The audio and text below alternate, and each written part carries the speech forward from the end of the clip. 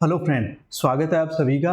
देखिए, आज जो सेकंड ग्रेड और फर्स्ट ग्रेड का जो हम सिलेबस पढ़ रहे हैं, फर्स्ट ग्रेड और सेकंड ग्रेड आरपीएससी का जो सिलेबस हमने शुरू किया है, उसके अकॉर्डिंग आज हमारी जो बुक है वो हम स्टार्ट कर रहे हैं। यहाँ पर कॉम्प्लेक्स एनालिसिस बीएससी की बुक है आपकी। कॉम्प्लेक्स एनालिसिस बीएससी की बुक है और इस कॉम्प्लेक्स एनालिसिस में फर्स्ट ग्रेड और सेकंड ग्रेड में जो आपका सिलेबस है वो सारा का सारा सिलेबस हम कवर करेंगे। प्लस जो एमसीक्यूज हैं पिछले सालों में पूछे गए हैं वो भी हम कवर करेंगे इसमें, ठीक है। और मोस्टली जो अपना फोकस रहेगा वो आरपीएससी फर्स्ट ग्रेड और सेकंड ग्रेड पे रहेगा। इसके अलावा प्लस जो आपका डीएसएसबी की जो एग्जाम है उसमें जो क्वेश्चंस पूछे गए हैं वो भी कवर करेंगे। केवी में जो क्वेश्चंस पूछे गए हैं वो भी कवर करेंगे। इसके अलावा जो एमएससी के जो एंट्रेंस एग्जाम होते हैं उसमें जो क्वेश्चन पूछे गए हैं उसमें भी हम इसको कवर, उन क्वेश्चंस को भी हम एमसीक्यूज को कवर करेंगे ताकि आपकी तैयारी जो है वो और अच्छे से हो सके यहाँ पर। तो कॉम्प्लेक्स एनालिसिस में जो सेकंड ग्रेड का सिलेबस है वो एक बार आप देख लें। यहाँ पर थोड़ा सा ही चेंज है, ज़्यादा नहीं है। सेकंड ग्रेड का जो सिलेबस है जो इसी बार साल जोड़ा गया है, जो 2022 की जो एग्ज़ाम हुई है दिसंबर में, उसमें ही इसको जोड़ा गया था। उससे पहले ये बुक नहीं चलती थी। और फर्स्ट ग्रेड में थोड़ा सा एक्स्ट्रा है तो हम उसको और पढ़ लेंगे, कोई दिक्कत नहीं है, ठीक है। तो यहाँ देखो आप, इसमें जो अभी फिलहाल सेकंड ग्रेड का थोड़ा सा कवर कर लेंगे, दोनों में ये कॉमन टॉपिक है। फिर उसके बाद में जो फर्स्ट ग्रेड का है वो और कवर कर लेंगे हम दोनों में, ठीक है। तो देखिए यहाँ पर कॉन्टिन्यूटी एंड डिफरेंशिएबिलिटी हम पढ़ने वाले हैं। कॉम्प्लेक्स फंक्शन की जो कॉन्टिन्यूटी और डिफरेंशिएबिलिटी जो है वो पढ़ेंगे। एनालिटिक फंक्शन, ये सबसे ज्यादा इंपॉर्टेंट इसका टॉपिक है जिससे सबसे ज्यादा क्वेश्चन पूछे जाते हैं। फिर उसके बाद में कोसी-रीमान इक्वेशन है वो हम पढ़ने वाले हैं। और कोसी-रीमान के बाद में यहाँ पर हार्मोनिक फंक्शन पढ़ने वाले हैं और कन्फॉर्मल मैपिंग हम पढ़ने वाले हैं। ये टॉपिक हम इसमें पढ़ेंगे। इसके अलावा जो फर्स्ट ग्रेड में जो एक्स्ट्रा टॉपिक रह गए हैं वो भी हम इसमें कवर कर लेंगे आगे की क्लासों में, ठीक है। चलिए, तो अभी हम इसको शुरू करते हैं। मैंने कुछ अच्छे नोट्स बना रखे हैं, जो मैंने एग्जाम दी थी उससे नोट्स मैंने बनाए हैं। उस सारे नोट्स को हम स्टडी करेंगे। हैंड रिटन नोट्स हैं मेरे, और साथ में जो एक्स्ट्रा टॉपिक है उनको भी हम कवर करते हुए चलेंगे। तो देखिए यहाँ पर आपके पास में नोट्स आपको दिख रहा है स्क्रीन पर। ये चैप्टर 3 है आपका, कॉम्प्लेक्स एनालिसिस जो बुक है उसके अंदर। और इसमें आपका पहला टॉपिक है function of a complex number. Function of a complex number, function of a complex number, यानी कॉम्प्लेक्स नंबर का फलन। जो टॉपिक है आपके पास में वो है कॉम्प्लेक्स नंबर का फलन। तो सबसे पहले कॉम्प्लेक्स नंबर क्या होता है उसको आप एक बार समझ लो। जिनको नहीं पता है वो एक बार क्विकली देख लो। कॉम्प्लेक्स नंबर क्या होता है, जेड से इसको डिनोट करते हैं। एक्स प्लस आइटा वाई जो है आपके पास में वो एक कॉम्प्लेक्स नंबर होता है। एक्स और वाई जो है वो दोनों रियल नंबर है, रियल नंबर से आते हैं। आइटा है उसकी वैल्यू √-1 होती है। ये इमेजिनरी नंबर है, काल्पनिक संख्या है, ठीक है। तो अब इसका जो पहले वाला भाग होता है इसको हम बोलते हैं रियल पार्ट ऑफ जेड। इसको ऐसे डिनोट करते हैं, यानी ये एक वास्तविक भाग है जेड का। और आइटा वाई जो होता है इसको हम लिखते हैं imaginary part of Z. IMG लिख सकते हैं इसको, इमेजिनरी शॉर्ट में, इमेजिनरी पार्ट ऑफ जेड। इसका मतलब होता है काल्पनिक भाग है ये जेड का। जेड एक सम्मिश्र संख्या है, कॉम्प्लेक्स नंबर है, इसको आपको समझ लेना है। अब अगर एक कॉम्प्लेक्स नंबर का अगर एक फंक्शन बना दिया जाए तो उसको हम क्या कहेंगे, एक कॉम्प्लेक्स नंबर का फलन कहेंगे या कॉम्प्लेक्स नंबर का फंक्शन कहेंगे। तो यहां देखो आप इसमें देख सकते हैं, मैंने डेफिनेशन लिखी है कि यदि किसी क्षेत्र Z में प्रत्येक मान के लिए W के एक या अधिक निश्चित मान हो तो WZ का सम्मिश्र फलन यानी कॉम्प्लेक्स फंक्शन कहलाता है। इसको ऐसे लिख सकते हैं हम यहाँ पर ZW इज इक्वल टू, यहाँ पर FZ से इसको डिनोट करेंगे। इसको डिनोट कैसे करेंगे, W is equal to FZ से इसको डिनोट कर सकते हैं। और Z क्या होता है आपके पास में, X प्लस आइटा वाई होता है। e⁻Z। अब इसके कुछ एग्जांपल्स, जैसे ये सारे के सारे कॉम्प्लेक्स फंक्शन है e⁻Z। इसको ऐसे भी लिख सकते हो आप e⁻x प्लस आइटा वाई, एक ही बात है दोनों। और 1/z², ये भी क्या है आपके पास में, एक कॉम्प्लेक्स फंक्शन है। और यहाँ पर और z³ है। ये सारे के सारे जो मैंने यहाँ पर लिए हैं, ये सारे के सारे आप यहाँ एग्जाम्पल में देख पा रहे हो। ये सारे जो आपके पास में है ये कॉम्प्लेक्स फंक्शन है यानी सम्मिश्र फलन है, ठीक है। यहां पर जो सम्मिश्र फलन होगा आपका, जो W है आपके पास में, W इसको हम ऐसे भी लिख सकते हैं u एक्स वाई, एक ही बात है यहाँ पर u जो है आपके पास में यानी u X Y plus iota v X Y ऐसे लिखेंगे, और u एक्स वाई जो है आपके पास में ये है रियल पार्ट है, यानी ये वास्तविक भाग है फलन का, और रियल पार्ट ऑफ W यानी वास्तविक भाग है, और v जो है आइटा v ये एक काल्पनिक भाग है, यानी इसको हम ऐसे लिख सकते हैं imaginary part of W। Okay, तो यहां तक आपको समझ में आ गया होगा, बहुत सिंपल सी बात है, सिंपल सी डेफिनेशन है। अगले टॉपिक पे चलते हैं। अगला टॉपिक क्या है आपके पास में, सिंगल वैल्यूड फंक्शन, यानी ऐसे फलन अब हमारे पास होंगे जिनका एक ही मान अगर हो तो उनको हम कहते हैं सिंगल वैल्यूड, यानी एक मानी फलन। अगर एक से अधिक मान है तो उसको हम कहते हैं बहुमानी फलन। नाम से ही स्पष्ट हो रहा है, कोई ज्यादा यहां पर सोचना नहीं है। सिंगल वैल्यूड फंक्शन यानी यदि z के प्रत्येक मान के लिए w के फलन एक मान हो या w हो तो z के सिंगल वैल्यूड फंक्शन या यूनिफॉर्म फंक्शन हम इसको कहते हैं। ठीक है, यानी जिनका सिर्फ एक ही मान अगर हमें प्राप्त होगा, w का केवल एक ही मान, यानी ये जो w आपका फंक्शन है, फलन है, ये देख पा रहे हो आप यहाँ पर स्क्रीन पर, इसका अगर एक ही मान अगर मुझे प्राप्त होता है तो उसको हम कहेंगे यहाँ पर एक मानी फलन या यूनिफॉर्म फंक्शन या फिर सिंगल वैल्यूड फंक्शन, एक ही बात है। अगर इसके एक से अधिक मान प्राप्त होते हैं तो उसको हम कहेंगे यहाँ पर मल्टी वैल्यूड फंक्शन, यानी बहुमानी फलन। ये क्या कहलाएगा, बहुमानी फलन कहलाएगा, अगर एक से अधिक मान यहाँ पर प्राप्त हो रहे हैं तो। ठीक है, सिंपल सी बात है, इसको याद रखना। अब यहाँ पर जो इंपॉर्टेंट बात है वो ये लाइन जो है, नोट ये याद रख लेनी है आपको कि प्रत्येक सिंगल वैल्यूड फंक्शन यानी एक मानी फलन बहुमानी फलन का एक ब्रांच होता है, यानी एक शाखा होती है। एक बहुमानी फलन जो है उसी का एक शाखा के रूप में ही वो सिंगल वैल्यूड यानी एक मानी फलन होता है, ये याद रखना है। अब देखिए अगला टॉपिक है अपने पास में यहाँ पर जो है जिसको हम कहते हैं पाथ।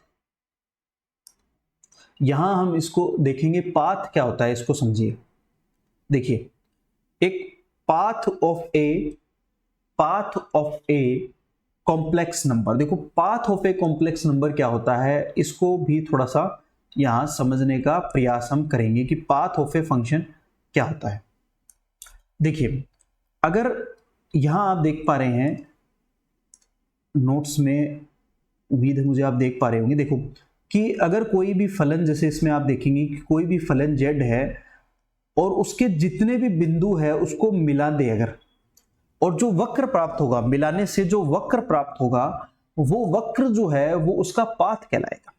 ठीक है, जैसे मेरे पास में अगर आपने एक सर्कल बना दिया सपोज करिए, ठीक है, तो अगर ये सर्कल मेरे पास में है तो ये सर्कल भी क्या कहलाएगा, एक, जैसे अगर इसका एक w is equal to F Z एक, ठीक है, ये है आपके पास में, या इसको मॉडुलस ऑफ जेड हम लिख सकते हैं। मॉडुलस ऑफ जेड क्या होता है, एक सर्कल का इक्वेशन होता है। ठीक है, तो मॉडुलस ऑफ जेड क्या है, एक सर्कल का इक्वेशन है, यानी एक वर्त का इक्वेशन है। तो वर्त एक्चुअल में क्या हो गया आपके पास में, एक इसका पाथ हो गया, इसका वक्र बन गया। ठीक है, तो ये पाथ ऑफ ए सर्कल, यानी इसके जितने भी बिंदु यहाँ पर इस सर्कल के ऊपर हमें मिलने वाले हैं, देखो इस तरह से जितने भी बिंदु इस पे परिधि पर मिले, इन सबको मैंने मिला दिया। इन सबको मिलाने से जो मेरे पास में वक्र बना है वो वक्र ही क्या कहलाता है, असल में यहां पर आपके पास में एक पाथ इसका कहलाएगा कॉम्प्लेक्स नंबर का। ठीक है, आई थिंक समझ में आ गया होगा, बहुत आसान सी चीजें हैं, आसानी से समझ में आ जाएगी। अगला टॉपिक है आपके पास में लिमिट। देखो बेसिक चीजें थोड़ी समझ लें अगर हम, तो जो मेन टॉपिक है उसको समझने में फिर आसानी हो जाती है, तो बेसिक टॉपिक हमें समझना जरूरी है। अगला देखो आपके पास में आता है जिसको हम कहते हैं limit of a function. Limit यानी सीमा, जो हमने 12th क्लास में टॉपिक पढ़ा है वैसा ही टॉपिक यहां पर है, पर वहां पर हमने पढ़ा था वो दूसरे फंक्शन यानी रियल वैल्यूड फंक्शन के लिए, यहां हम उसको पढ़ेंगे सम्मिश्र फलन के ऊपर। तो देखो सीमा हम कैसे ज्ञात करते थे, आपको पता है, right hand limit, left hand limit याद करते थे, हमें ज्ञात होगा आपको। तो जैसे कि मान लो हम लिमिट लगाते थे, limit x tends to a लगाते थे, f(x) और इसका मान निकालते थे, तो fa इसका मान हमें प्राप्त हो जाता था, आपको याद होगा 12th क्लास में है। अब इसमें जब हम सीमा का मान रखते थे तो हमें ध्यान क्या रखना होता था कि कोई भी अनिर्धारीय रूप नहीं है। ठीक है, तो यहां भी बिल्कुल वही प्रोसेस आपका रहेगा, वही तरीका यहां पर है कि जो अनिर्धारीय रूप है, अनिर्धारीय रूप कौन कौन से थे, जैसे 0/0 आपके पास, इनफाइनाइट बटे, यहां लिख देता हूं मैं, दिखेगा नहीं शायद आपको, यहां लिख देता हूं, तो जैसे 0 बटा 0 आपके पास है, इनफाइनाइट बाय इनफाइनाइट है, ठीक है, और ये 0 आपके पास में गुणा इनफाइनाइट है, आपके पास में 1 टू पावर इनफाइनाइट है, 0 की पावर इनफाइनाइट है, 0 की पावर यहाँ पर आपके पास में इस तरह के जो आपके पास में अनिर्धारी रूप आते थे जो हमने पढ़े, ये अनिर्धारी रूप नहीं आने चाहिए।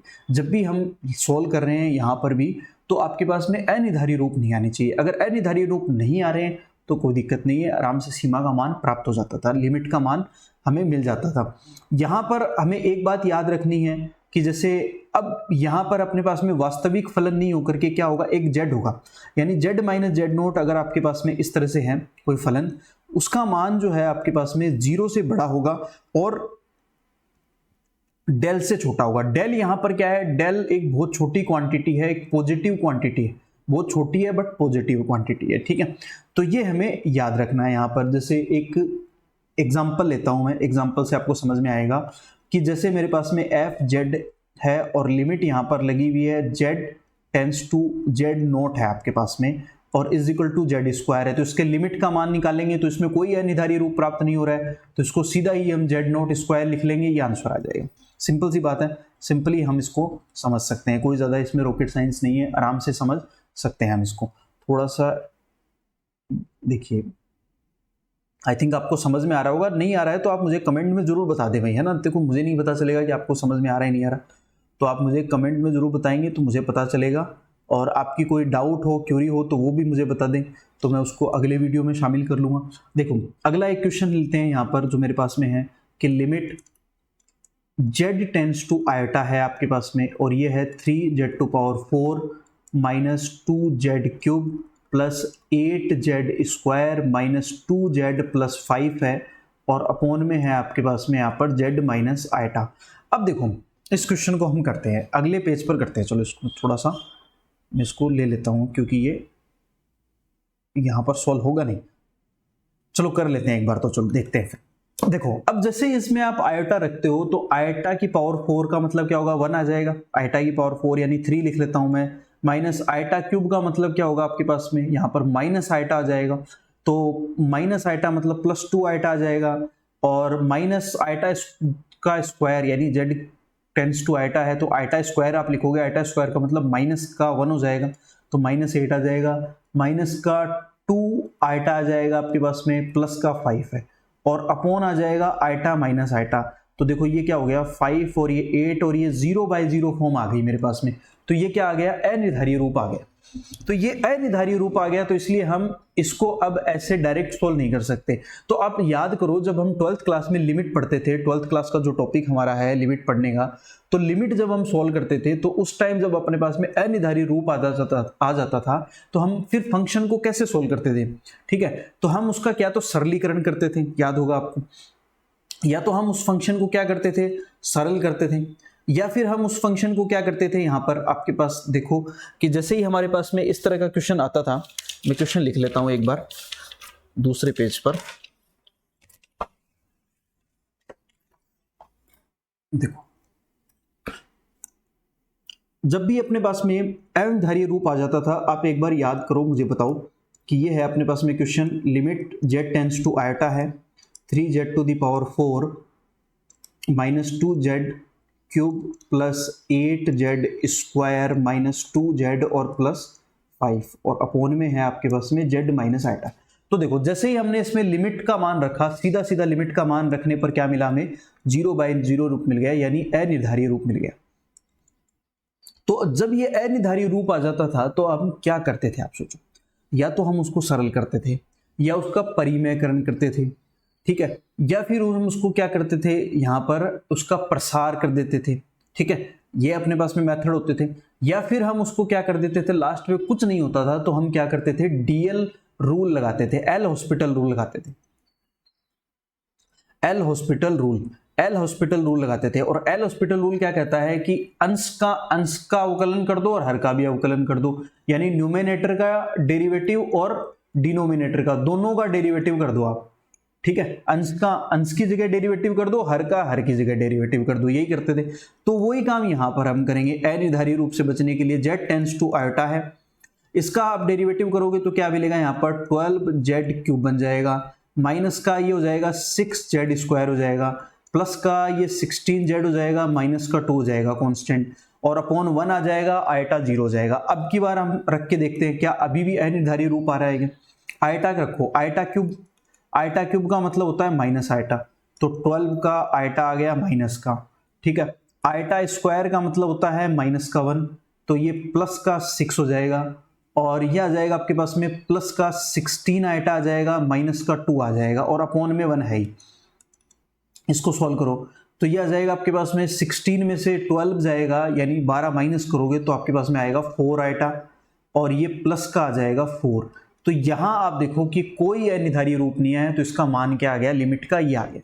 इस तरह से हम इसको ज्ञात कर सकते हैं, जो हमने पढ़ा था पहले, ठीक है। कोई यहाँ पर रॉकेट साइंस नहीं है, आसान सी चीजें हैं, आराम से समझ में आने वाली चीजें हैं। देखो एक और लेता हूं मैं यहाँ पर क्वेश्चन, आई थिंक समझ में आ गया होगा, आसान सा है, कोई दिक्कत नहीं है। तो एक बार वापस से हम चलते हैं उसी पर, अपने टॉपिक पर। तो यहां देखो एक बार इसका स्क्रीनशॉट ले लो, एक्सक्यूज मी, सॉरी।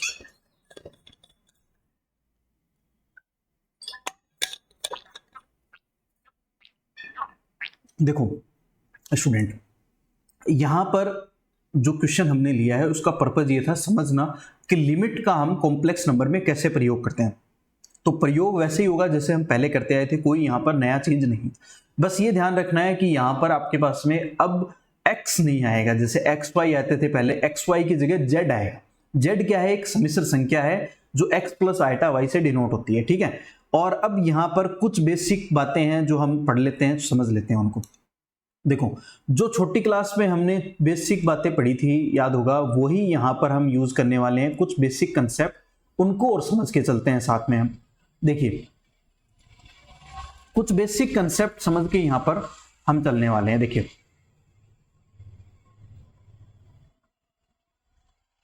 सीमा के गुणधर्म,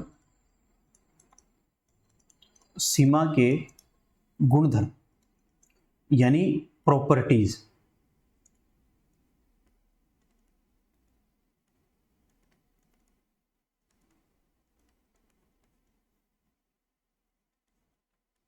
सीमा के यहां पर गुणधर्म यानी प्रॉपर्टीज जो देखो हमने पढ़ी थी वही यहां पर यूज करेंगे। जैसे मान लो कोई फंक्शन है आपके पास में, लिमिट लगी हुई है यहां पर z tends to z naught, मान लो लिमिट आपकी लगी हुई है। अगर दो फंक्शन है fx और gx, चाहे वो फंक्शन दोनों प्लस में हो या माइनस में हो, उन दोनों पर अगर एक साथ इकट्ठा लिमिट लगी हुई है तो दोनों पर हम सेपरेटली यहां पर लिमिट अप्लाई कर सकते हैं। यानी limit z tends to z naught f x या एफ जेड लिखते हैं यहाँ पर, ज़्यादा बेटर रहेगा, क्योंकि अब हम कॉम्प्लेक्स एनालिसिस पढ़ रहे हैं तो थोड़ा सा अपग्रेड करेंगे खुद को, ठीक है। और limit z tends to z naught g z, इस तरह से दो अलग अलग फंक्शन पर अलग अलग लिमिट लगा सकते हैं। एक ये प्रॉपर्टी हमने पढ़ी थी। एक प्रॉपर्टी थी z से z नॉट, अगर मेरे पास में एक फंक्शन है fx और gx, दोनों अगर मल्टीप्लाई में है तो दोनों पर सेपरेटली हम लिमिट अप्लाई कर सकते हैं। कोई नई चीज़ नहीं है, जो हमने पहले पढ़ा है 12th क्लास में वही से मैं लेके चल रहा हूँ, ताकि आपको बेसिक जब स्ट्रॉन्ग हो जाएगा ना तो चीज़ें आराम से समझ में आ जाएंगी। तो अलग अलग लिमिट अप्लाई कर सकते हैं।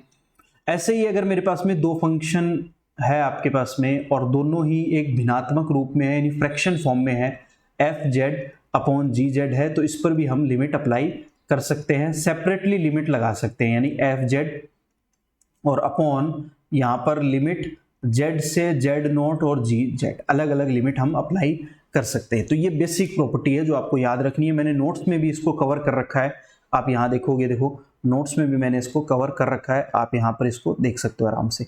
बस एक ये आपको याद रखना है छोटी सी बात, कि जो हमने अभी प्रॉपर्टी पढ़ी है इसमें जेड जीरो जो है, जहाँ पर वेयर जेड जी जेड जो है वो कभी भी जीरो नहीं होना चाहिए, ठीक है, अदरवाइज फिर ये जो है वो इनफाइनाइट बन जाएगा, ठीक है। तो आई थिंक समझ में आ गया होगा, बेसिक चीज लेके चल रहे हैं। अगली देखो यहाँ पर, अब लिमिट कवर हो गए हैं, यहाँ पर लिमिट के आप क्वेश्चन जो है वो कर लें। यहाँ पर ये बेसिक चीजें हैं जो हमें करनी है। लिमिट के बाद में आता है कॉन्टिन्यूटी। अब जैसे कॉन्टिन्यूटी हमने पढ़ी है 12th क्लास में कॉन्टिन्यूटी, वैसे ही यहाँ पर हमने पढ़ेंगे सातत्यता कॉन्टिन्यूटी। कॉन्टिन्यूटी यानी सातत्यता, सातत्यता जो हमने पढ़ी थी 12th क्लास में, हमने कैसे पढ़ी थी, याद होगा आपको कि अगर कोई फंक्शन कॉन्टिन्यूस है, सतत है, तो हम क्या करते थे, राइट हैंड लिमिट निकालते थे और लेफ्ट हैंड लिमिट निकालते थे और वैल्यू ऑफ फंक्शन निकालते थे। 3 चीजें निकालते थे और तीनों को बराबर कर देते थे। तीनों अगर बराबर आ जाती थी तो हम कह देते थे कि भाई ये फंक्शन जो दिया गया फंक्शन है वो सतत है। आपने पढ़ा होगा, आप सेकंड ग्रेड की तैयारी कर रहे हैं तो स्वाभाविक है आपने जरूर पढ़ा होगा ये चैप्टर, ठीक है। तो हम क्या करते थे, दाईं लिमिट निकालते थे, बाईं लिमिट निकालते थे और फलन का मान निकालते थे। तीनों अगर बराबर आ जाती थी तो हम ये कह सकते थे कि जो दिया गया फलन है वो सतत है उस बिंदु पर। तो यहां पर हम सततता की जांच कैसे करेंगे, इसका हम इस तरह का मेथड यूज नहीं करेंगे, शॉर्ट ट्रिक हम यहां पर यूज करेंगे। वो शॉर्ट ट्रिक क्या होगी कि कोई भी फंक्शन का जो मान दे रखा है वो हम उसमें रख देंगे। अगर वो मान सारे बराबर आ रहे हैं तो वो फंक्शन, उस पर दिया गया फंक्शन क्या होगा, कॉन्टिन्यूस कहलाएगा। जैसे एक एग्जांपल मैं लेता हूं यहां पर जो मैंने ले रखा है नोट्स में, कि एक फंक्शन आपके पास में है एफ जेड। ये होता था आपके पास में जेड स्क्वायर है, z is does not equal eta, eta के बराबर नहीं है, और ये 0 इसका मान होगा जब ये आयटा के बराबर है। ये आपको 2 स्टेटमेंट यहां पर दे रखे हैं, कथन। अब ये कह रखा है कि ये आपको बताना है z is equal to iota पर सततता की जांच करनी है कि सतत है या नहीं। सततता की जांच हमें यहां पर करनी है। तो हम क्या करेंगे, ये मान इसमें सीधा ही रख देंगे। तो सॉल्व कैसे करोगे, देखो f z is equal to z square भी है, यानी लिमिट क्या है आपके पास में, लिमिट लगाते हैं जेड टेंस टू आयटा। तो आयटा अगर इसमें रख देता हूं तो आयटा स्क्वायर आएगा और आयटा स्क्वायर का मान होता है -1। तो यहां पर देखो एक मान तो आ रहा है 0 जो आयटा पर है और एक आयटा रखने पर -1 आ रहा है, तो दोनों मान बराबर नहीं है। इसका मतलब राइट हैंड लिमिट जो है वो लेफ्ट हैंड लिमिट के बराबर नहीं है, दायां लिमिट और बायां लिमिट दोनों बराबर नहीं है, दाईं सीमा बाईं सीमा का मान बराबर नहीं है, अतः ये सतत नहीं होगा। ये याद रखना है। देखो छोटा सा एग्जांपल मैंने लिया था समझने के लिए, सीधा ही मान रखेंगे क्योंकि हम पूरा जो पुराना मिला मेथड है उससे नहीं करेंगे, सीधा ही मान रख करके हम देख लेंगे कि सतत है या नहीं है, ठीक है। अब इसमें अगला टॉपिक एक छोटा सा है, उसको भी हम कवर करके चलेंगे, वो है आपका कॉम्पैक्ट सेट। यहां पर कॉम्पैक्ट सेट क्या होता है, यहां पर देखो मैंने इसको हाईलाइट कर रखा है, आप देख पा रहे होंगे कॉम्पैक्ट सेट नोट्स में, कि एक आपको टेलीग्राम पर प्रोवाइड करा देंगे, आप चिंता मत करो। नोट्स सारे मैं टेलीग्राम पर जो PDF बना करके डाल दूंगा, आप उससे जुड़ जाइए, डिस्क्रिप्शन में आपको लिंक मिल जाएगा, ठीक है। देखिए अगर एक सतत सहत समुच्चय यानी कॉम्पैक्ट सेट सतत प्रतिबिंब, उसका सतत प्रतिबिंब भी क्या कहलाता है, सतत कहलाता है। यदि एफ जेड एक सहत समुच्चय यानी कॉम्पैक्ट सेट है में सतत है तो वह एस में एक समान सतत होगा, यानी कॉम्पैक्ट सेट में इसका मतलब होता है, हिंदी में इसको बोलते हैं सहत समुच्चय। सहत समुच्चय में अगर सतत है कोई फलन तो वो एक समान रूप से सतत होगा, ठीक है। ये याद रखना, छोटी बातें हैं, इनमें से क्वेश्चन आने के चांसेस कम रहते हैं पर हम कवर करके चलेंगे। अगला टॉपिक आता है अपना डिफरेंशिएबिलिटी, यानी अगला टॉपिक क्या है अपना, डिफरेंशिएबिलिटी है यानी अवकलनीयता। अब हम पढ़ेंगे इसमें अवकलनीयता की। अवकलनीयता के लिए ये जो सूत्र है आपको याद रखना है कि अगर कोई W यहाँ पर एफ जेड डी में अगर अवकलनीय है तो आपको ये वाला सूत्र याद रखना है। और ये ऐसा क्वेश्चन आया हुआ है कंपटीशन एग्जाम में जो मैं आपको भी दिखाऊंगा MCQ, कि f dash Z is equal to limit f, यहाँ पर जेड नोट प्लस, ये फॉर्मूला मैं लिख देता हूं, चलो यहाँ पर अगर आपको नहीं दिख रहा है तो f dash z naught is equal to limit z del z tends to 0 f Z plus del z बहुत छोटी क्वांटिटी है, जैसे हम 12th क्लास में एच लेते थे याद होगा, उसकी जगह डेल जेड लिया है, डेल एक्स लेते थे याद होगा आपको, वैसे ही लिया है, कोई अलग चीज नहीं है। एफ यहाँ पर जेड नोट ले रहे हैं तो जेड नोट ले लेंगे, और अपॉन यहाँ पर डेल जेड या डेल जेड की जगह हम क्या लिख सकते हैं, जेड माइनस जेड नोट लिख लेंगे, ठीक है। ये हमें प्रॉपर्टी इसकी याद रखनी है भाई, सिंपली ये फॉर्मूला है जो हमें याद रखना है, ठीक है। आगे चलते हैं। देखो एक यहाँ पर मैंने क्वेश्चन ले रखा है, सिंपली इस क्वेश्चन को समझेंगे, इसको सॉल्व करेंगे। एक फंक्शन है F z is equal to z to power n है आपके पास में, और ये सर्वत्र अवकलनीय है, ये जांच करनी है आपको कि ये सर्वत्र अवकलनीय है, अवकलनीय है या नहीं है वो अभी पता चल जाएगा कि एफ डैश जेड जो अभी हमने फॉर्मूला लिखा है वो क्या था, limit del Z tends to 0 f Z plus del Z minus F Z upon del z, ये फॉर्मूला अभी मैंने लिखा है। इसी फॉर्मूले में इसको रिप्लेस कर दीजिए, आप रख दीजिए यहाँ पर। तो limit del Z tends to 0, यहाँ पर है आपके पास में z plus del z to power n लिख लेते हैं क्योंकि जेड की पावर एन है, फलन में दे रखा है, minus z to power n upon del z. अब देखो यहाँ पर क्या करेंगे, एक हमने द्विपद प्रमेय पढ़ी थी, बाइनोमियल थ्योरम, आपको याद होगा बाइनोमियल थ्योरम, द्विपद प्रमेय, बाइनोमियल थ्योरम द्विपद प्रमेय हमने पढ़ी है। उस द्विपद प्रमेय से इसका प्रसार करेंगे, द्विपद प्रमेय बाइनोमियल थ्योरम से हम इसका क्या कर देंगे, प्रसार कर देंगे।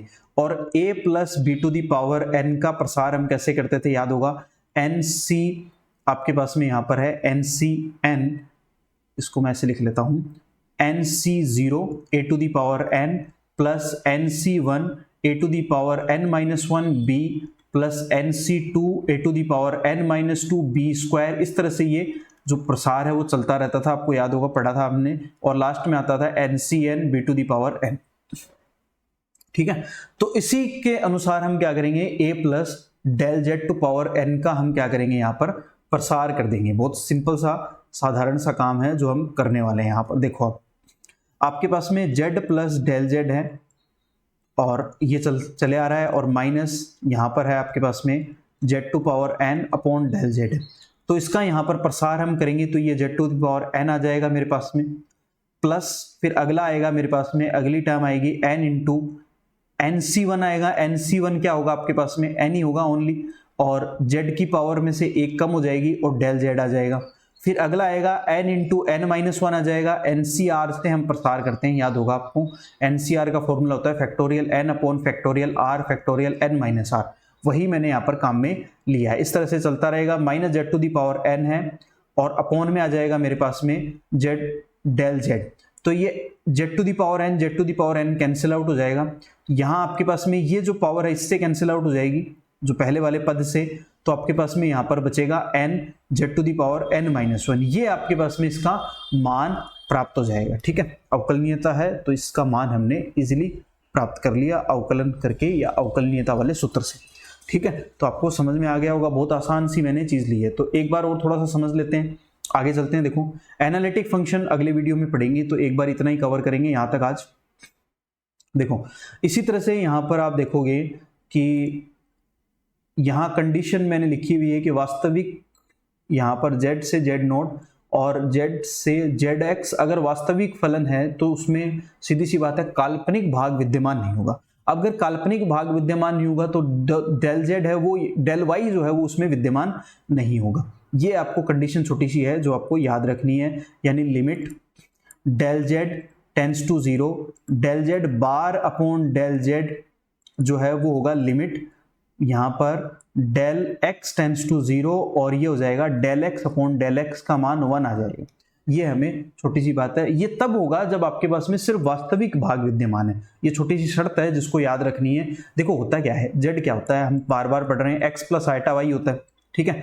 और z बार क्या होता है, x माइनस आइटा y होता है, इसका संयुग्मी भाग होता है, यानी इसका जो आपके पास में कॉन्जुगेट टर्म है इसकी संयुग्मी भाग है जो हम पढ़ चुके हैं ना। और मॉडुलस ऑफ z क्या होता है वो भी याद रख लेना भैया, under root x square plus y square, ये भी याद रखना है आपको, ठीक है। और मॉडुलस ऑफ z स्क्वायर जहां पर मिलेगा वो only x square plus y square होगा। ये छोटी छोटी बातें हैं जो आपको प्रीवियस की याद रखनी है। देखो, जो 11th क्लास में अगर आपको याद नहीं है तो 11th क्लास का कॉम्प्लेक्स नंबर का जो चैप्टर है वो आप जरूर पढ़ोगे, ठीक है, समिश्र संख्या, और मैंने उस पर वीडियो बनाया हुआ है, वो आप जरूर जाके देखो। बेसिक वीडियो मैंने एक बार बनाया हुआ है 11th क्लास का, ताकि आपका बेसिक स्ट्रॉन्ग हो जाएगा, ठीक है। उसका जो लिंक है वो डिस्क्रिप्शन में मैं डाल दूंगा, तो वो आप जरूर एक बार जाके देखो, तभी आपको ये बीएससी वाला कंसेप्ट है वो अच्छे से समझ में आएगा। तो ये सारी चीजें जो हमने पढ़ ली आज, इसका पर्पज ये था जो आज हमने पढ़ी है कि एक तो फंक्शन जो आपका कॉम्प्लेक्स फंक्शन है वो क्या होता है वो हमने पढ़ लिया, एक मानी फलन क्या होते हैं वो हमने पढ़ लिए, बहुमानी फलन क्या है वो भी हमने पढ़ लिए। फिर उसके बाद में जो सीमा है यानी लिमिट्स है, कॉम्प्लेक्स जो फंक्शन है उस पर लिमिट्स कैसे काम करती है वो हमने पढ़ लिया, कॉन्टिन्यूटी पढ़ ली यानी सातत्यता पढ़ ली हमने, फिर उसके बाद में जो अवकलनीयता है वो भी हम पढ़ चुके हैं। अब जो पिछले सालों में क्वेश्चंस आए हुए हैं इन टॉपिक से रिलेटेड, जो अब तक हमने टॉपिक पढ़ लिए हैं उनसे रिलेटेड जो क्वेश्चन आए वो हम अभी कवर करते हैं, उनको हम करने की कोशिश करते हैं और समझते हैं। देखो जैसे मेरे पास में एक क्वेश्चन है कि निम्नलिखित में से कौन सा फलन एक बहुमानी फलन है, कौन सा फलन जिसमें बहुमानी फलन है जिसके एक से अधिक मान है।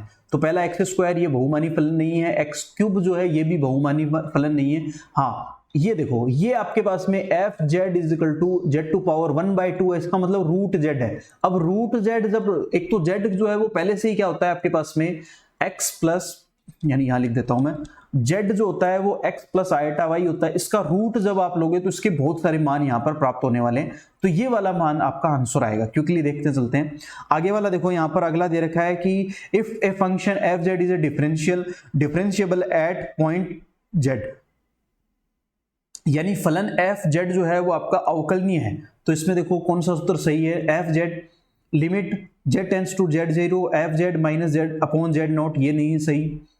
अगले वाला देखेंगे f dash z limit z से z naught f z minus f naught upon z minus z naught, बिल्कुल सही है, अभी पढ़ा है थोड़ी देर पहले हमने, अवकलनीयता का सूत्र याद रखना है। या फिर ये F dash Z is equal to जो अभी हमने पढ़ा है limit del Z tends to zero या जेड से जेड नोट, एक ही बात है, F Z plus del Z minus F Z upon del Z. या तो ये सूत्र अगर ऑप्शन में मिल रहा है तो भी सही है, या फिर इसी का ये एक रूप है लिमिट जेड से Z note F z minus F Z naught upon z minus Z note. ये दोनों सूत्र हैं जो हमें याद रखने हुए, अच्छे से इनको याद रख लेना भाई, ठीक है। देखो डायरेक्ट आया है क्वेश्चन, फॉर्मूला बेस्ड क्वेश्चन आया हुआ है।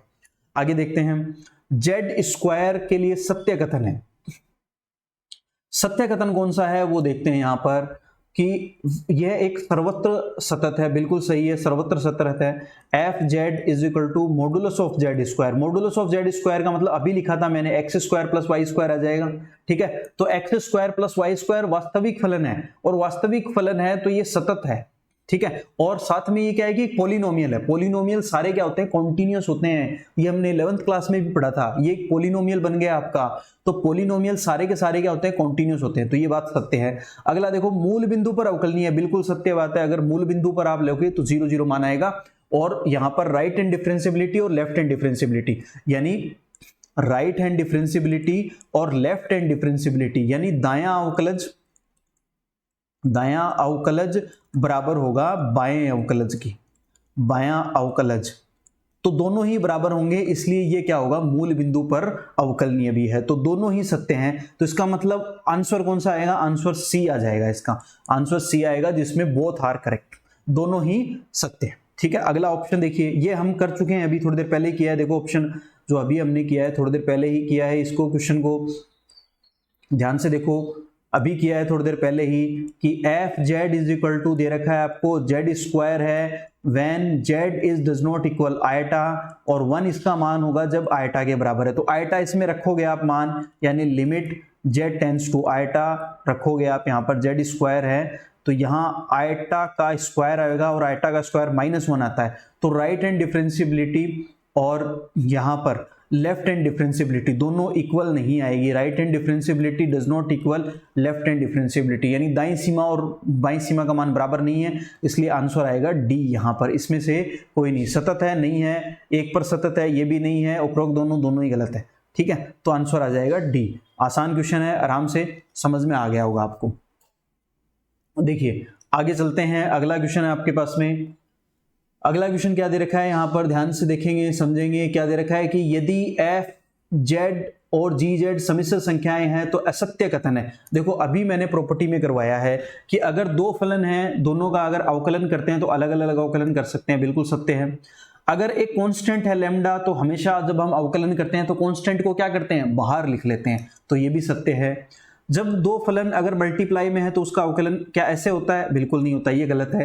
क्योंकि जब भी दो फलन अवकलन करते हैं तो कैसे करते हैं, एक को बाहर रखते हैं, दूसरे का अवकलन करते हैं, ऐसे ही करते हैं। फिर प्लस आता है बीच में, पहले वाले को बाहर रखते हैं और फिर दूसरे का क्या करते हैं, हम अवकलन करते हैं, ये सत्य होता है। तो ये गलत है भाई, ऑप्शन क्या आ जाएगा यहाँ पर, सी आ जाएगा। और ये वाला सही है, बिल्कुल सही है। 1/x है, 1/x का डेरिवेटिव हम कैसे करते हैं, माइनस का 1/x स्क्वायर आ जाता है, तो माइनस भी है और fx भी है साथ में, f' भी है, तो ये भी करेक्ट है। तो आंसर आ जाएगा सी यहाँ पर, जो सी जो है वो असत्य है। ठीक है, अगले वाले टॉपिक पे चलते हैं। अगले वाला टॉपिक क्या दे रखा है यहाँ पर, ध्यान से देखेंगे कि fz दे रखा है यहाँ पर, fz इज इक्वल टू दे रखा है sine square 2z plus 5 iota का अवकलन करिए। तो अवकलन वैसे ही करना है जैसे करते आए हैं हम, 12th क्लास में करना है, कोई अलग नहीं करना।